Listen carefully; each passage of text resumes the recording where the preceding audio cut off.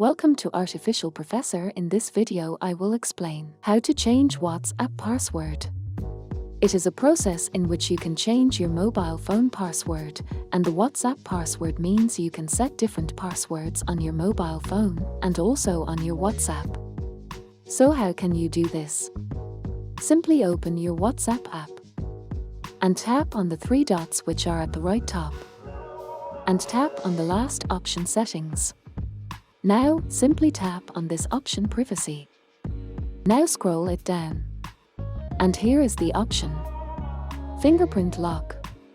Maybe if you're using an iOS device. So on iOS devices, this icon will be as like Screen Lockup, then tap on that one. But for me, I am using Android devices, so I will tap on this Fingerprint Lock and enable this one. If your mobile phone doesn't have a fingerprint sensor, then it will ask for a password. But my mobile phone has a fingerprint sensor, so that's why it's asking for fingerprint sensor. If you want to enable this immediately, then enable this one. If you want to enable after 1 minute or after 30 minutes, it's up to you. But I will set it as immediately.